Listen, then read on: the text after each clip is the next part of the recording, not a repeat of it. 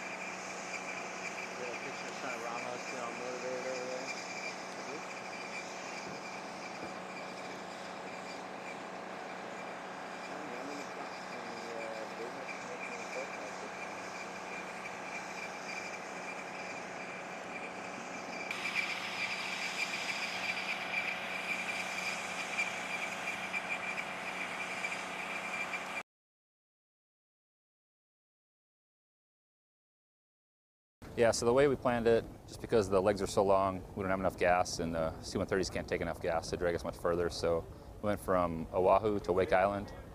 We stayed a night in Wake Island. Then we went from Wake Island to Guam, and then we spent some time there for some weather delays, and then we went from Guam to Darwin. So it was a 3-leg flight. It was about 5,300 nautical miles total. The airplane itself has got about a 600 nautical mile radius, combat radius, so we had some additional auxiliary fuel tanks, and then we just constantly get gas from the C-130s, pre-planned times, and they drag us across the ocean.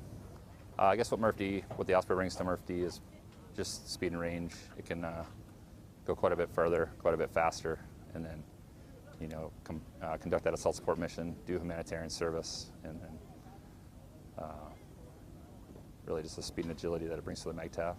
All right, so for humanitarian assistance, obviously, again, the speed becomes a factor. Speed and range is a huge plus for humanitarian assistance, as well as what it can take. So we can carry a load below the airplane and sling it. We can carry food, water, and supplies inside the aircraft. And really, we've got the range of an airplane, but we can land anywhere a helicopter can land. So we can get those needed supplies to people in a hurry.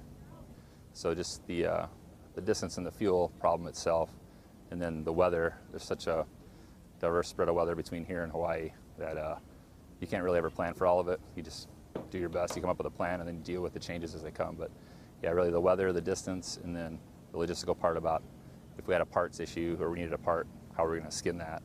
And really what we did is anything to Wake Island would come out of Hawaii and be brought to Wake. And then once we got to Guam, we just sourced parts from Japan. So we had to send a C-130 actually to Japan for a generator. And it was a 4.5-hour flight. So that piece worked out pretty good, but it took a little pre-planning just to think about that part and try to wargame what could go wrong and how you're going to deal with those issues as they happen. Really, for the pilot, it's just a long time in the seat in an airplane with no bathroom. So the first day was 8.5 hours. That was the longest day. The second day was about 5 hours and 15 minutes, and then today was about 7 hours and 15 minutes. So it's a long time to sit in a plane that usually fly a 3-hour mission in. I think some people just stretched out, stayed hydrated, and tried to think about the positives. The thing has proven itself time and again since it first deployed in 2007. So I think those that know what it can do. The COCOMs all know what the Osprey can do. This probably sends a strategic message to our adversaries, like Ospreys can range the Pacific, so that's a good thing. Make sure the whole world knows the Red Dragons were the first ones to cross the Pacific. Yeah, we flew most of the way across the Pacific from Hawaii to Australia, stopping 2 stops along the way. Around 3,000 miles and a lot of hours, around 20 to 21 hours in the plane. Pretty long trip, and it took a little bit longer than expected, but it was a good success, and we proved the planes could do it. Yeah, that's the first time we've come for actual MRF-D and not just stopping in for a MEU. And I think our capabilities will be suited to help the battalion here accomplish anything they want to do. We're a great assault support platform. We'll be able to move a lot of troops in less time. And maybe range out a little bit farther than they have in the past with air support. Well, for humanitarian assistance, obviously we can range far distances away with air refueling over the water. Anywhere we need to go, we can take supplies to people where they're needed for people, or we can pick up injured or people that just need to leave the area. Well, anytime you leave your home base, getting parts and supplies is obviously a challenge. We were able to mitigate that a little bit by bringing a lot of parts and people, enablers, maintainers with us. But obviously just being over the water for long periods of time without divert airfields and land to land, and if you have a serious problem, is always a major factor. Long days, a lot of time in the cockpit, so just staying engaged with each other. A lot of talking back and forth, and just encouraging everybody to press on, because they're longer legs than what we fly in most training flights. Well, I think it's a proof of concept that we can range farther than we felt comfortable doing before. Everybody knew that the aircraft is capable of doing it, but just the risk mitigation and the comfort level of doing it, this successful mission probably raises that up.